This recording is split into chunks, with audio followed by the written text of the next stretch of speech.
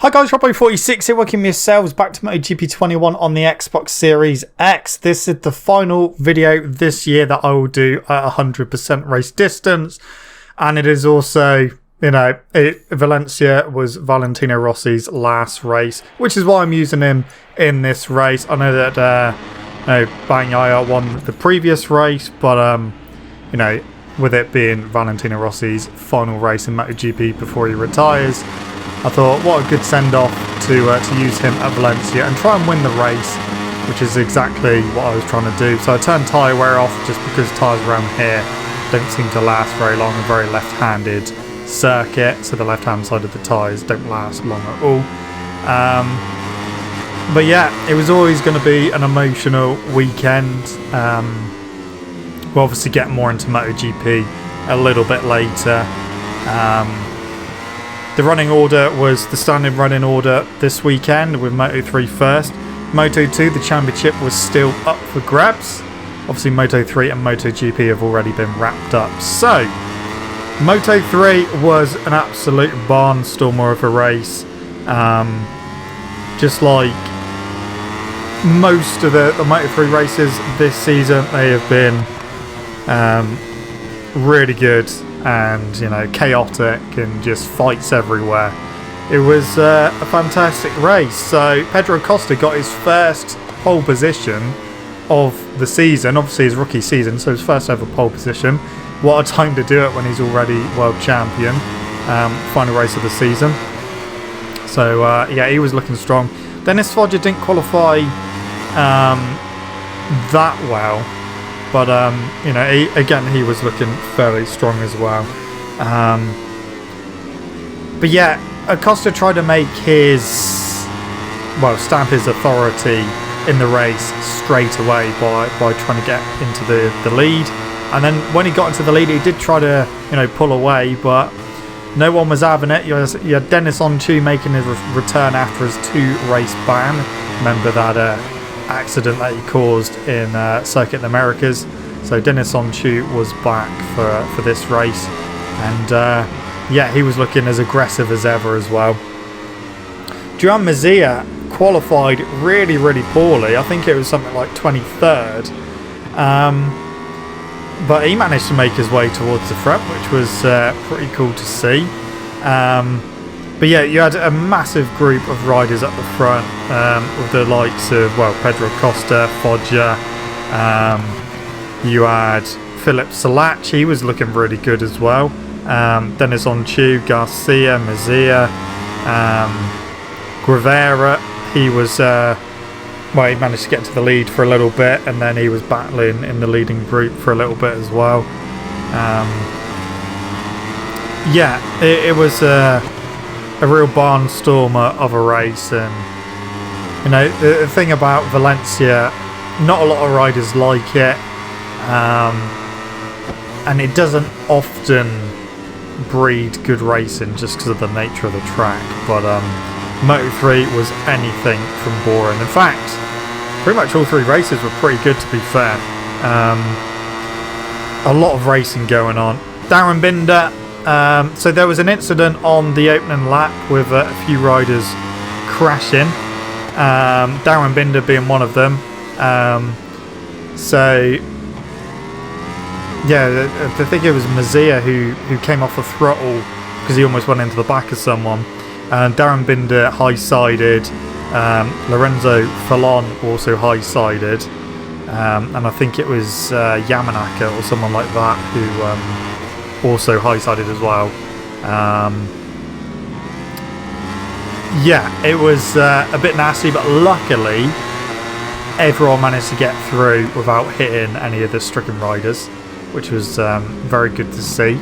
Because when someone goes down in the middle of a pack, when you've got riders everywhere, especially on the first lap, it's you kind of hold your breath because you're just hoping that everyone is going to miss the riders on the floor. And Darryn Binder was pretty much in the middle of the track, but hats off to everyone who managed to avoid all the riders. It was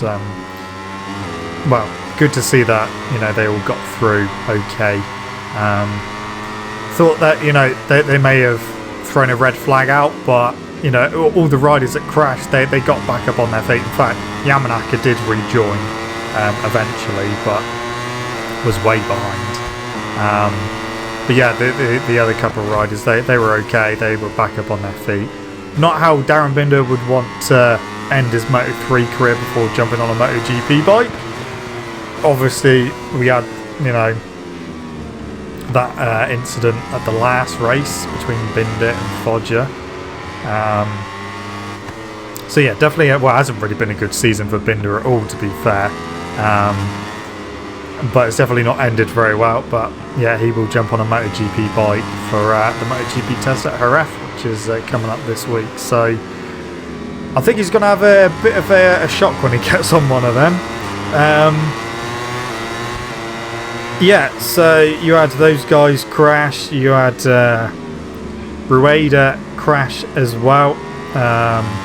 Joel Kelso, who a young Australian rider, he was actually doing pretty well in free practice, and he was, you know, setting some good lap times. But unfortunately, his race came to a premature end, as did Yuki Kuni as well. His it ended with a crash. Suzuki as well, unfortunately he ended up crashing out. He moves to Leopard next season, so that'll be quite an interesting switch for him, although he's not really had a great season this season. We've expected him to be towards the front of the races, you know, a bit more often, but you know, maybe the switch to Leopard is going to be what he needs. We know those Leopard Hondas are very, very quick. But yeah, so he unfortunately crashed out, as did Alberto Serra. He unfortunately crashed out. So the VR46 Academy riders, they're in Moto3, Moto2 and MotoGP. They were all running replica Valentino Rossi helmets, obviously as you know, a thank you to their teacher. So it was good. It was good to see some of the classic helmets coming out with some of the riders. It was yeah, a nice little touch to see some you know, classic Rossi helmets. It didn't bring a lot of them very good luck, but you know, it was nice to see him back out on track. So back at the front, it was mainly KTM's that were, you know, dominating most of the race, because not only did you have the KTMs, but you also had the gases up there as well, which are just rebadged KTMs. But yeah, at one point you had Pedro Costa, Denison Chu, you had Mazia, you had both the gases up there as well. Salach as well, who was also on a KTM, so a lot of KTMs up there. It wasn't until towards the end of the race where the Hondas kind of came into the mix a little bit, in the form of Artigas and Dennis Foggia, both the Leopard Hondas coming through to battle as well. There was a group behind with McPhee, Fanati and Adrian Fernandez in, but they were just over a second off of the leading groups and not able to get with them, not able to bridge that gap and battle the front guys. Now that McPhee had said that with the Honda kind of struggling with acceleration out the corners around here compared to the KTMs, which kind of showed, because you know, you could see that, you know, the KTMs were very, very strong here. But yeah, the race was just crazy. Pedro Costa on the brakes, he is an absolute demon on the brakes. A few times he did run wide, and he ran other riders wide with himself, which then allowed another rider to dip under, you know, two of them. But Philip Salacci was looking pretty good, pretty aggressive as well. He was, you know, in the leading group throughout the whole race and looking really good and getting his elbows out, getting stuck in. I believe he moves up to Moto2 next season, which is probably good for him just because of his size. He's a bit too tall for Moto3 now. But yeah, Mazia was looking really, really good, and like I said, he qualified down in something like 23rd or something like that. And you know, the work that he done to get towards the front was amazing to see. You know, we know that Masia is quick, but you know, he's kind of gone off the boil recently, and we haven't really seen, you know, too much of him this season, or not as much as we expected, because, you know, he switched from Leopard to the Red Bull KTM. Well, he wanted to get back on a KTM because he didn't think that the Honda suited his riding style. So we kind of expected him to make another step this season, but yeah, didn't quite manage to do it. But he was looking very strong in this race anyway, looking very, very strong. He also had Stefano Nepa as well. He was up there again on another KTM. Antonelli was in the leading group. He was well, he's on a KTM as well. So a lot of KTMs going on in Moto3 in this race anyway, towards the front of the race. So at one point you had Pedro Acosta leading. Dennis Foggia managed to get up to second place with his teammate Artigas just behind him in third. And Pedro Acosta gave a little look behind him at one point during the race, and Foggia gave him a cheeky wave just to say, yeah, it's me again. Obviously Acosta has already wrapped up the championship. That happened at the previous race when Foggia was taken out by Bolen Bull Binder. So it wasn't like there was a championship on the line or anything. It was just, you know, it was for pride, it was for honour. You know, you want to go into, you know, pre-season knowing that, you know, you performed as well as you could and got a decent result in the final race of the season. So that was quite funny to see. And then on the final lap, Pedro Acosta was leading. He was very, very strong on the brakes into turn 2, which is quite a tight hairpin. He had already ran, I think it was Foggia a bit earlier on in the race, wide, going up the inside, but not... Oh, well, Acosta was going wide himself, so he took both of them wide. So I think Foggia decided to try and repay him the favour. But unfortunately, he clipped the front of Acosta, basically took his handlebars out from him, and Acosta went down and crashed out. They did also lose Foggia time as well. He lost a few places. And yeah, like I said, luckily there wasn't a championship on the line, otherwise that would have been, you know, he probably would have received a harsher penalty than he did receive. Yeah, it was, you know, maybe a little bit frustrating. Maybe he was just desperate to get one over on Acosta. Maybe he wanted to finish the season saying, yeah, well, you won the championship, but I beat you in the final race. But yeah, it just obviously didn't work out that way. They had a collision, and Foggia took out Pedro Acosta. Acosta went down, and that was his race done on the final lap, unfortunately, after doing a lot of work in the race. But like I said, it was putting really aggressive moves on other people, especially on the brakes. But yeah, that was it really. A lot of explosive racing going on. Foggia did receive a 3-second penalty added to his time at the end there because of that incident, which is fair enough. You know, had the title still been, you know, up for grabs, I think he probably would have got a harsher penalty, but yeah, I think, you know, it is what it is. And luckily Pedro Acosta, more importantly, was okay. He wasn't injured. So that was his race done, unfortunately. But it was Xavi Artigas who actually went on to take victory, the other Leopard Honda.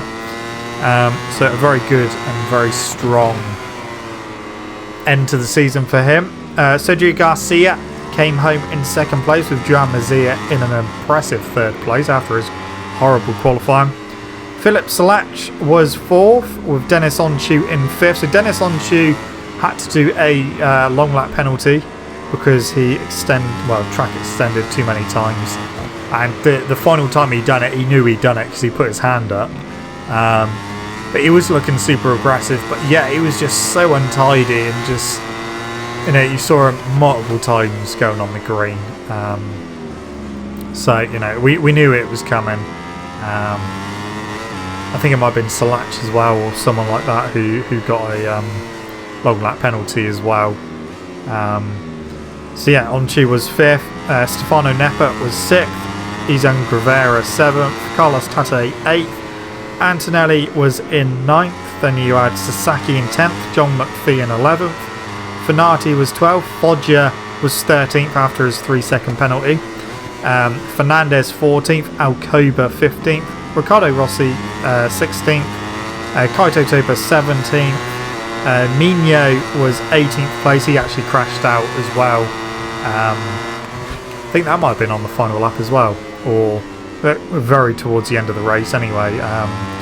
So yeah, he remounted and finished in 18th. He was in the leading group, but yeah, unfortunately went down. And then Yamanaka, who crashed on the first lap, like I say, he did remount but lost a lot of time, and he finished in 19th place. So that was it, the end of Moto3.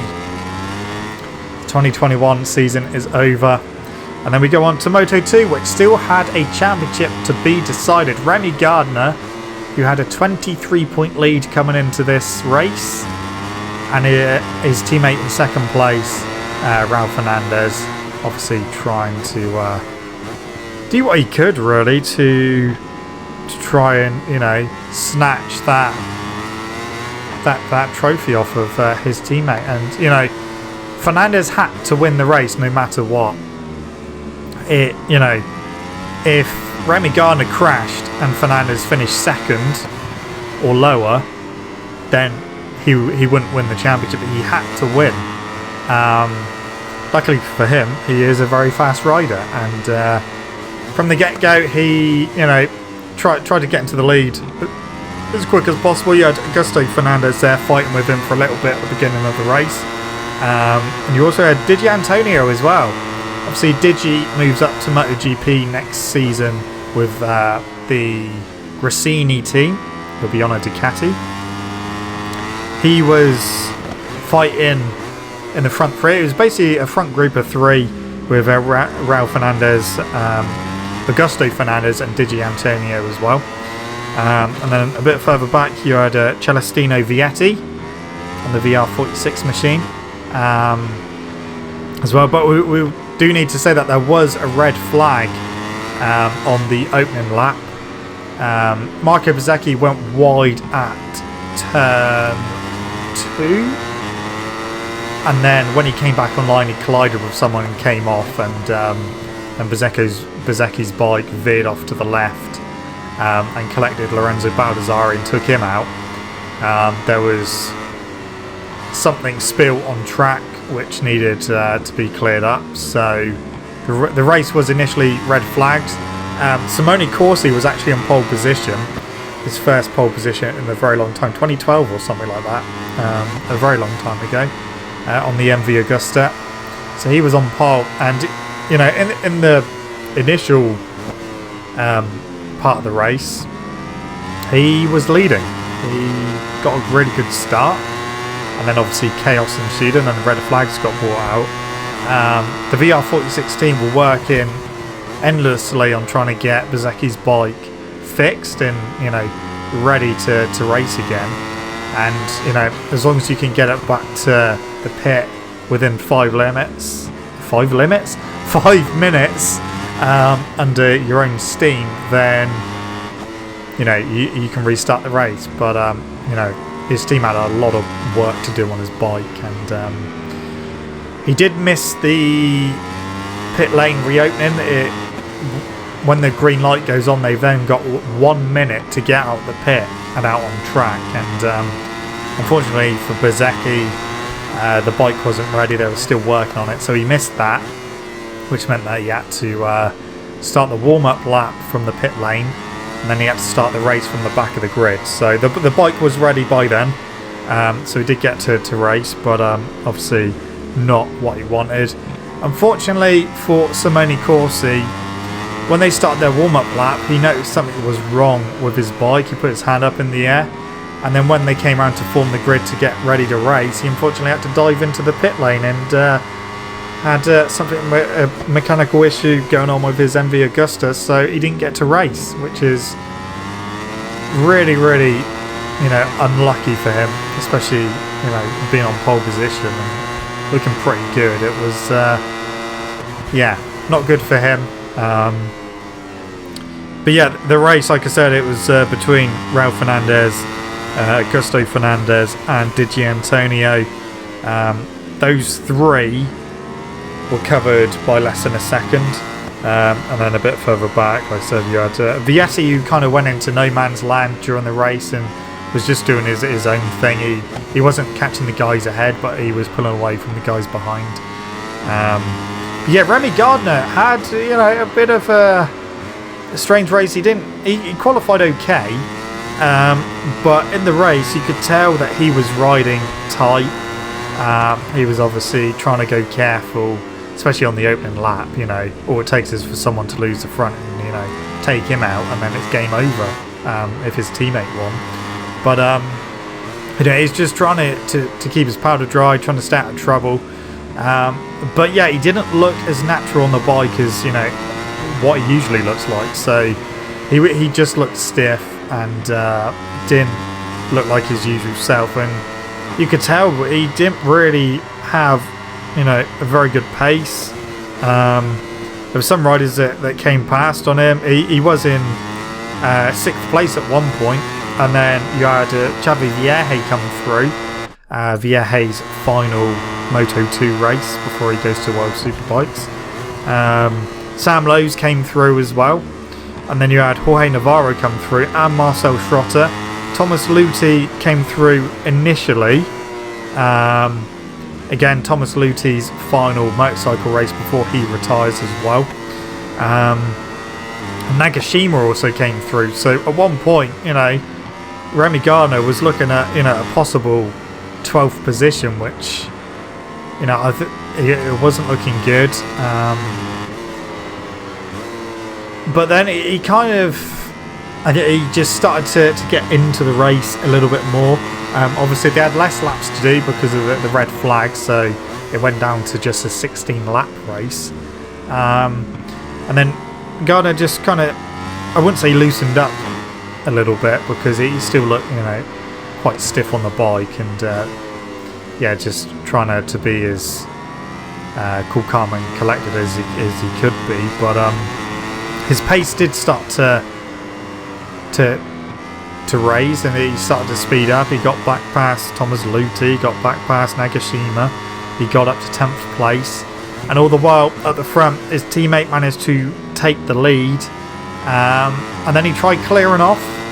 I think he got his gap up to about 0.6, 0.7 over Digi Antonio, but then within a few laps Digi upped his pace and managed to catch back up to Raul Fernandez. Obviously Raul knew what he had to do. He had to win the race no matter what. So he had a job to do. He knew that there was no chance of him winning the title if he did not win the race. So, he set out to do that, and he just about managed to do that. He came across the line. He finished the race half a second ahead of Digi Antonio in second, and then you had Augusto Fernandez in third. It was actually a decent Moto2 race. Sometimes it can get quite spread out, but to have the front three finish within a second of each other was really good to see. Celestino Vietti came home in 4th place ahead of Aaron Canet in 5th. So the Aspar team, which Aaron Canet and Albert Arenas were racing in, they've now switched to their gas livery, which is what they're going to be running next season. So they'll be on gas. Well, that's what their sponsor's going to be and everything next season. So different colour scheme for them.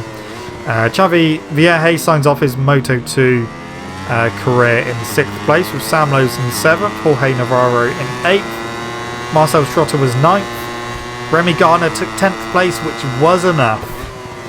It was enough for him to take the world title.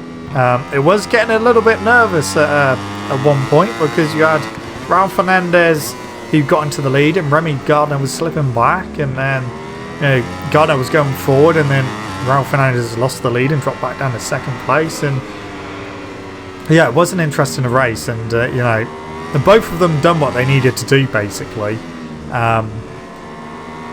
Ralph Fernandez won the race, which is what he had to do. And Remy Gardner finished within, well, enough points to be able to take the championship. So that's exactly what he done in 10th place. Nagashima got 11th with Thomas Luthi finishing his final race before retirement in 12th. Stefano Manzi was 13th, Marcos Ramirez 14th, and Hafi Sairin signs off Moto2 in 15th place as he also moves to World Superbikes. Jake Dixon was 16th, Aldeguer was 17th, and 18th you had Barry Boltus.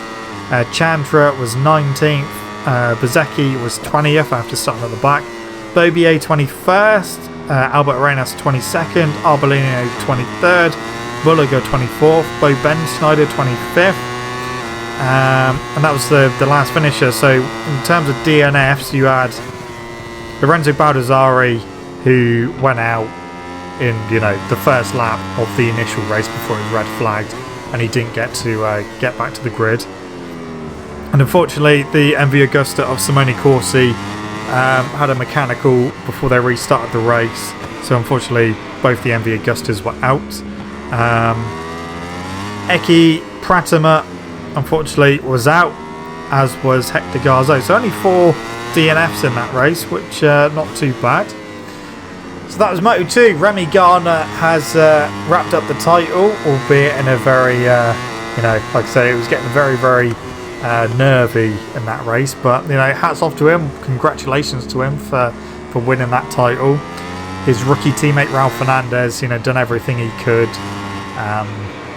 in the end there, and he battled him all the way to the final race. So hats off to the rookie Ralph Fernandez as well, because it's been a crazy season for him, and he's set a new record in Moto2, taking over from Marquez's record for the most wins in Moto2 in a season. So yeah, well done to him. What should I say, the most wins in a season for a rookie in Moto2. And then it was all eyes over to MotoGP, and we all know this day was coming. Obviously earlier on in the season, Valentino Rossi announced that he would retire at the end of this season. Obviously there's been a lot of special moments and everything over his career. We got to see some of them over the weekend, and some people's videos and stuff like that, and looking back at the past and what he's achieved and everything. And he had a good qualifying. Pecco Bagnaia decided to pay Rossi a thank you for everything that he'd done for him in terms of the VR46 Academy and bringing Pecco up through the ranks, and making him a world champion in Moto2 and bringing him into MotoGP, and eventually becoming a race winner himself and fighting for the title this season. Bagnaia led Rossi around in qualifying and got Rossi straight through to Q2. So in FP3, Rossi got inside the top 10. In fact, he was 10th, and got straight through to Q2. So that was nice to see. Because I think there's only ever been this season, maybe 1 or 2 more times where he's actually got through to Q2. There hasn't been many times this season, that's for sure. So yeah, Rossi started in 10th place. It was a Ducati lockout on the front row with Jorge Martin claiming pole position from Pecco Bagnaia in 2nd place and Jack Miller in 3rd. Yeah, it was going to be a great race, and again, VR46 Academy riders wore replica Valentino Rossi helmets. You had Pecco Bagnaia wearing one, you had Luca Marini wearing one, and you also had I was going to say Stefano Manzi then, but that's Moto2. Franco Morbidelli, that's the name I was looking for. He was also wearing one, so that was nice to see. And yeah, it was a pretty decent race. The Suzuki's were looking pretty strong. it's worth noting as well that there was no Repsol Hondas in this race because Marc Marquez suffered an injury and has got double vision at the moment from a crash in training. So he was ruled out of this race and also the Jerez test during this week. And Pol Espargaro had a massive high side during free practice and taken to hospital, and he was declared unfit for the race. So no Repsol Hondas on the grid for this race, which is a rarity to see. So only 2 Hondas in the form of the LCR boys, Nakagami and Alex Marquez. So yeah, off the start, it was obviously the Ducatis at the beginning with Miller trying to get the whole shot and fighting with Bagnaia and Jorge Martin. Rossi got a good start as well. He actually got, I think it was like 7th or 8th at one point, or maybe even 6th. But he got quite far up and set into a pretty decent pace in the race. He had a few people go past him with the likes of Zarco go through and Enea Bastianini. He also got through. But Rossi's pace was looking really good. Unfortunately, for whatever reason, there was no special livery and no special helmet for Rossi, which was a shame to see. I personally was hoping that he was going to be able to use the livery he had on his first ever Yamaha in 2004. Obviously, he won't be able to use that sponsorship now, but you know, he could put the Petronas sponsorship on it instead. But yeah, there was nothing, unfortunately. No special helmet, no special livery for Rossi. Which, yeah, it was a shame. I do think that maybe he missed a trick there, but maybe he decided that that's not what he wanted to do. Maybe he just wanted to, you know, just sign off his season in his standard colours. Or if anything, I was expecting just a bright yellow livery. But no, just the standard Petronas livery. He had a Grazzi on his leathers, like where the Dainese logo is. But yeah, that was about it for special liveries and that for this weekend. I think quite a few people were expecting some sort of livery or something, but yeah, we didn't get one, but we did get a decent race from Rossi. His lap times were actually pretty good. At one point, he was only lapping about a 1/10 of a second slower than the leaders, which was you know, incredible to see for the 42-year-old who's retiring after this race. But yeah, at the front it was just a battle between the Ducatis and the Suzukis, with Alex Rins and Joan Mir fighting amongst the 3 Ducatis at the front. Fabio Quartararo, he didn't have the best of qualifying. He was trying to make his way through the pack, but struggling with the Ducatis, obviously trying to get past them and trying to make it stick and everything. Brad Binder was the top KTM all weekend, really, and yeah, KTM need to change something for next season because, you know, it hasn't been a great season from them. We saw a very tearful Danilo Petrucci on the grid before the race, obviously his final race in MotoGP before he changes completely to take on the Dakar Rally on the KTM machine. So yeah, he was very tearful. He had a special helmet as well with basically his best moments on his helmet, which was nice to see.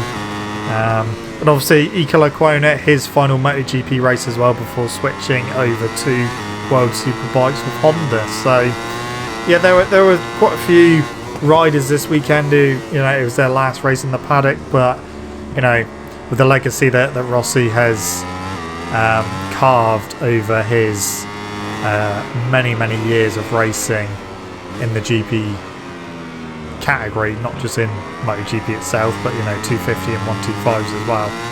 You know, quite rightly, the weekend was about him and him signing off, and you know, the one thing I wanted was just for him to finish the race, make sure, you know, he didn't chuck it down the road or anything, and luckily he didn't. He put in a really strong performance. He was followed around by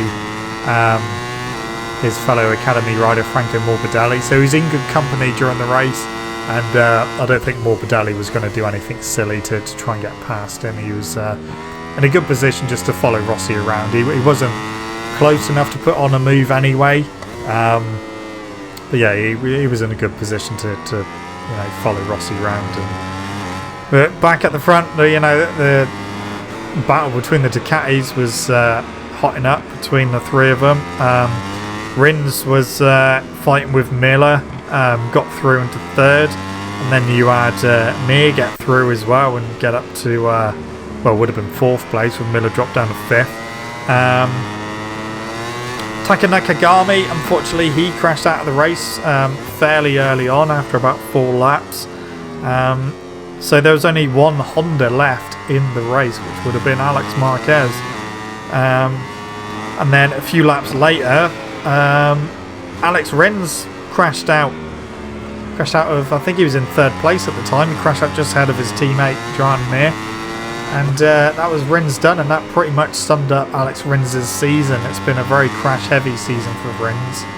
And, he definitely needs to stop that if he wants to put, a competitive season together. But, it's been a difficult one for him, and I'm sure he'll be happy to get off that 2021 Suzuki and get on the 2022 version of the bike and hope that he can be more competitive and crash less, because that's what he needs to do. So then there was Joan Mir in third place, and Miller dropped back a little bit and was trying to save his tyres a bit, and then he came back through and got back up to third. Then Mir dropped quite a bit, and again Jack Miller, he was over a second behind Jorge Martin at one point, but with a few laps left to go, he put the hammer down, and he was catching Martin. He was catching him for a few laps, and then Jorge Martin put in his fastest lap, and then they both started reeling Bagnaia back in. But yeah, neither of them were able to put a move on each other or Bagnaia. So Bagnaia came home and managed to wrap up the win and wrap up the season with a very good victory.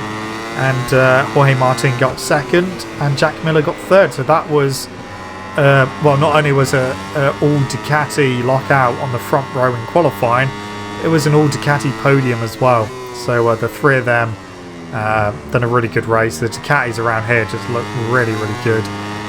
Joan Mir came home in fourth place, maybe expected to win after winning here last season, but he wasn't up to it this season. Fabio Quartararo signs off his championship with a fifth place, ahead of Zarco in sixth. Brad Binder was seventh. Bastianini, again, he just went very quietly about his business in the race, and he just needs to sort his qualifying out. If he can crack qualifying, he's going to be, a force to be reckoned with next season, and especially the fact he's going to be on an updated bike as well. So, looking forward to that.